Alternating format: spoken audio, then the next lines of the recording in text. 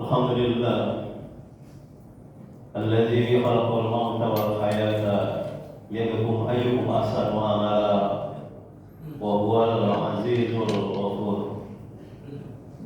Asyhadu an la ilaha illallah wahdahu la syarika lah wa asyhadu anna abdahu wa rasuluhu la nabiyya ba'da. Allahumma shalli ala Muhammadin wa ala alihi wa sahbihi ajma'in. Amma ba'd. Qala Allah Ta'ala fil Qur'anil Karim, a'udzu billahi minasy syaithanir rajim. Ya ayyuhalladzina amanu taqullaha haqqa tuqatih wa la tamutunna illa wa antum muslimun. وقال أيضا يا أيها الذين آمنوا اتقوا الله ولتنظر نفس ما قدمت لغد واتقوا الله إن الله خبير بما تعملون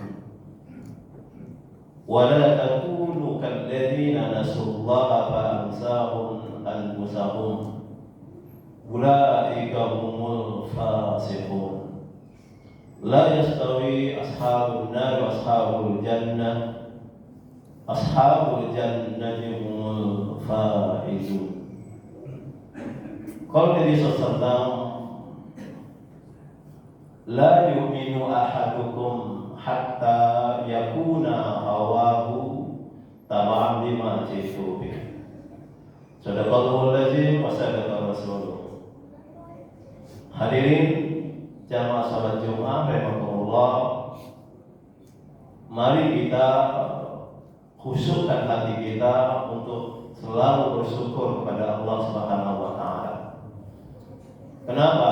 Karena hanya dengan rahmat dan nikmat darinya semata hingga pada saat ini kita masih diberikan kehidupan, diberikan kesehatan, juga diberikan banyaknya kesempatan, sehingga dengan nikmat-nikmat itu hari ini kita dapat menunaikan kewajiban-kewajiban kita, baik kewajiban kita sebagai kepala rumah tangga atau anggota keluarga, maupun secara khusus kewajiban kita secara mukmin. Kita telah meninggalkan kesibukan duniawi kita, lalu hadir di tempat yang mulia ini dalam rangka mewujudkan, membuktikan iman Islam kita untuk menunaikan sholat Jumat. Mudah-mudahan semua aktivitas kita pada hari ini khususnya dan hari-hari yang lalu umumnya, kita berharap semua bernilai kebaikan, bernilai ibadah dalam pandangan Allah Subhanahu wa taala. Kenapa demikian? Karena kalaulah hari-hari dalam kehidupan kita, perbuatan kita, bahkan bisa jadi ibadah ritual kita tidak bernilai ibadah dalam pandangan Allah, maka sesukses apapun kehidupan duniawi kita, dikhawatirkan ketika kembali pada Allah tergolong orang-orang yang merugi. Oleh karena itu, mari kita jadikan kehidupan yang singkat ini sebagai kesempatan untuk kita meningkatkan kualitas iman kita, meningkatkan kualitas ibadah kita, dan juga tidak kalah penting meningkatkan kualitas interaksi muamalah kita. Karena kualitas unsur-unsur yang kita sebutkan itulah yang bisa menjadi harapan bagi kita orang yang beriman kelak ketika kembali pada Allah. Allah menilai kita sebagai hamba-hambanya yang takwa. Ketahuilah bahwa Allah hanya memuliakan hamba-hambanya yang bertakwa di antaranya. Kemudian salawat dan salam semoga senantiasa tercurah kepada uswah dan qudwah kita, Nabi Muhammad sallallahu alaihi wasallam, serta keluarga, para sahabat, dan para pengikutnya. Mudah-mudahan kita tergabung di dalamnya yang setia untuk mempelajari, memahami, meyakini, serta mengamalkan dan juga mengajarkan ad-din Islam ini hingga akhir kehidupan kita masing-masing. Hadirin Allah, oleh karena itu dari mimbar ini dan mimbar-mimbar masjid yang lain hampir dipastikan setiap khotib mengingatkan kita sebagai seorang muslim, seorang mukmin dengan sebuah ayat dan begitu banyak ayat mengingatkan kita orang-orang beriman. Ya ayyuhalladzina amanu ittaqullaha haqqa tuqatih wa la tamutunna illa wa antum muslimun. Khitabnya khusus kepada orang yang beriman. Wahai orang-orang yang telah menyatakan diri beriman, takwalah kamu kepada Allah dengan ketakwaan sebenar-benar takwa kepada maksimal. Jadikan hidup kita ini untuk berada di jalan Allah. Itulah takwa. Dan sebuah hadis menyatakan ittaqillaha haitsuma kunta. Takwalah kamu pada Allah, pelihara dirimu karena Allah kapan dan di mana saja kamu berada. Di ayat tadi Allah mengatakan wala tamutunna illa wa antum muslimun. Dan janganlah kamu mati, padahal mati itu pasti. Maksudnya adalah sebelum mati itu datang, maka isilah kehidupan ini dengan nilai-nilai yang mendatangkan ridho dari Allah Subhanahu wa taala. Janganlah kamu mati kecuali kamu dalam keadaan muslim. Muslim di sini tidak hanya sebagai identitas pengakuan terhadap Islam sebagai agamanya, tapi jauh lebih penting dari itu adalah sikap seorang mukmin, seorang muslim itu untuk tunduk dan patuh terhadap nilai-nilai agama ini hingga akhir kehidupan kita masing-masing. Dalam mukadimah khutbah tadi kita baca ayat juga mengingatkan kita orang-orang beriman agar kita selalu mengevaluasi perbuatan kita. Allah nyatakan, wahai orang yang beriman, takwalah kamu pada Allah. Dan hendaklah setiap diri kamu yang mengaku beriman itu agar Allah memikirkan tentang amal apa yang sudah kamu kerjakan, yang amal itu bisa menjadi bekal hari esok kita. Allah mengatakan takwalah kamu pada Allah. Kenapa? Sesungguhnya Allah Maha mengetahui apa yang kamu kerjakan. Jadi sebenarnya tugas kehidupan kita ada satu saja. Bagaimana kita menjalani hidup ini berada di atas jalan Allah dan Rasul-Nya hingga akhir kehidupan kita masing-masing. Maka oleh karena itu Allah mengatakan, jangan kamu seperti orang yang lupa pada Allah, sehingga Allah jadikan mereka lupa kepada diri mereka sendiri.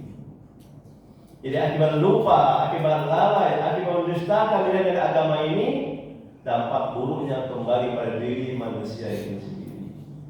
Itulah orang-orang yang fasik. Siapa orang yang fasik?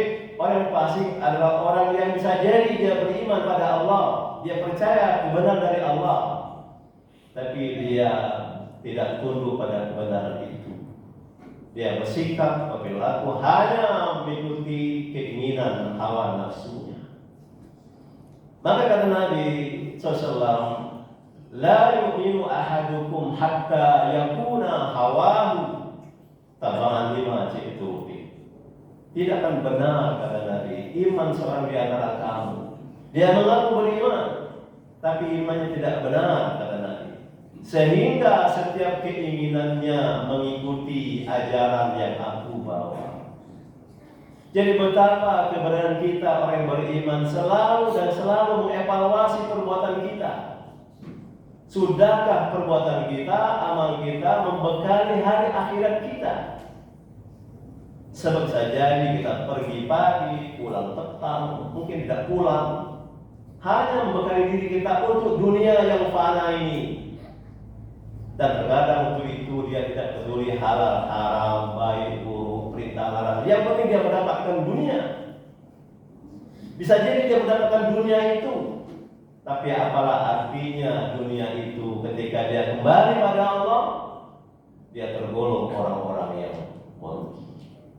Jadi kata Nabi, tidak akan benar iman seorang antara kamu sehingga setiap keinginannya mengikuti ajaran yang aku bawa.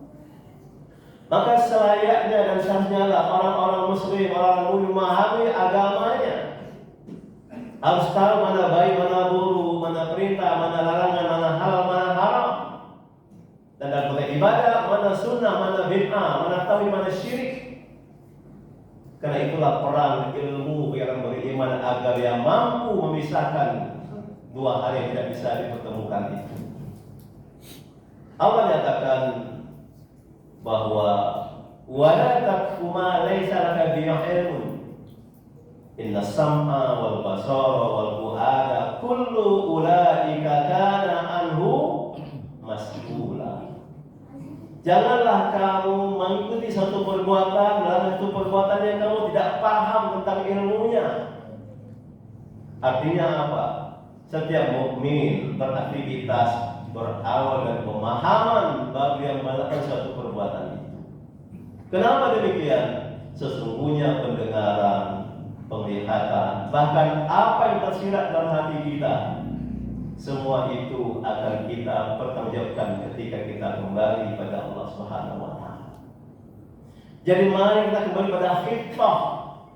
Keberadaan kita di dunia yang fana ini adalah untuk ibadah pada Allah Subhanahu wa taala.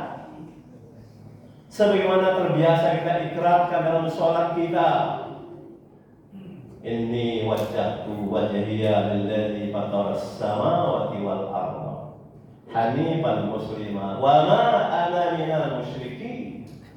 Inna sholati wa nusuki wa mahyaya wa mamati lillahi rabbil alamin la syarika lahu wa bidzalika umirtu wa ana minal muslimin.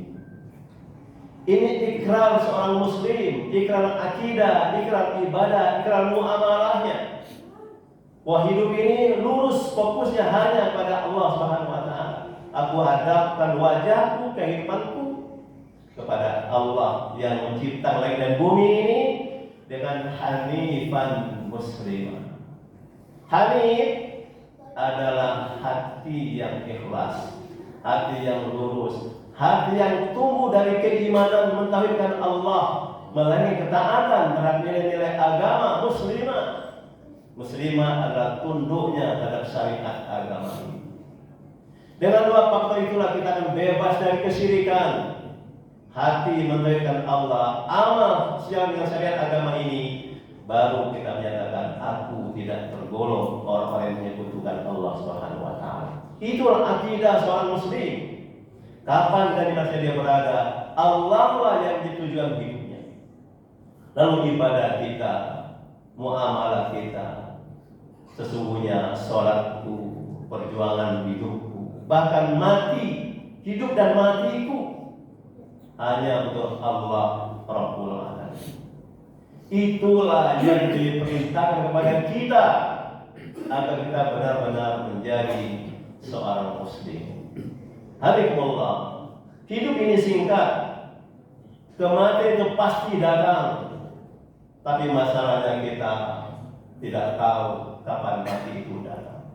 Ya, kita bertanggungjawab. Kehidupan adalah kesempatan untuk kita membekali diri kita dengan amal saleh, agar kelak ketika kita beribadah Allah, Allah ridho pada kita. Innal ladzina amanu wa amilus solihati ulaika hum khairul bariyah. Sesungguhnya orang-orang yang beriman, orang yang beramal saleh, mereka itulah sebaik-baik makhluk dalam pandangan Allah.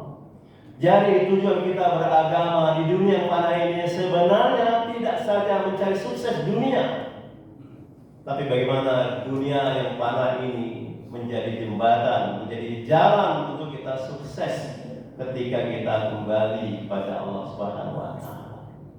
Jadi hadikumullah, di akhir surat Al-Kahfi Allah sudah ingatkan kita, faman kana yarju liqa'a rabbih falyamal amalan shalihan wala yusyrik bi ibadati ahad. Maka barang siapa berharap berjumpa dengan Rabb-Nya, karena pasti kita akan kembali pada Allah, kita dari Allah dan kita pasti kembali pada Allah, dan pasti pula kita akan mempertunjukkan semua aktivitas kehidupan kita. Allah mengatakan, maka hendaklah kamu beramal saleh dan janganlah kamu beribadah pada Allah dengan menyekutukannya dengan satu apapun. Murnikan tauhid kita, maka aktifkan kita beramal benar-benar di atas jalan Allah Subhanahu wa taala. Dunia mesti isinya adalah ujian keimanan. Tetapi kalau kita tidak mampu menghadapi itu, bisa jadi rusaknya iman kita, lalai ibadah kita. Padahal Allah sudah mengingatkan kita, ya ayyuhalladzina amanu la takhunu Allaha war rasul wa takhunu amanatikum wa antum ta'lamun. Wa'lamu annama amwalukum wa auladukum fitnah wa anna Allah indahu ajrun azim. Wahai orang yang beriman, janganlah kamu mengkhianati Allah, jangan pula kamu mengkhianati Rasul, jangan kamu khianati apa-apa yang telah diamanahkan kepada kamu, sedangkan kamu tahu hidup kita ini adalah amanah dari Allah, iman adalah amanah dari Allah. Apapun yang kita miliki di dunia ini adalah amanah dari Allah, yang mestinya itu menjadi wasilah untuk kita mencari nilai pahala di sisi Allah Subhanahu wa taala. Ketahuilah, harta-hartamu, anak-anakmu itu kata Allah, ujian keimanan. Bahwasanya di sisi Allah lah pahala yang besar. Jadi orang beriman, bagaimana kita menjadikan dunia ini sebagai potensi yang harus kita maksimalkan, tidak hanya untuk mendapatkan prestasi duniawi semata, tapi bagaimana nanti ketika kita kembali pada Allah, Allah benar-benar ridho pada kita, Allah benar-benar mengakui kita sebagai hamba-Nya, dan padanya Allah benar-benar memasukkan kita ke dalam surga-Nya. Hadikumullah, hari-hari ke depan kita, mari kita jadikan kesempatan untuk kita mengisi dengan amal soleh, agar kelak ketika kita kembali pada Allah, kita benar-benar dalam keadaan husnul khatimah. Amin ya rabbal alamin. Fa'tabiru ya ulil albab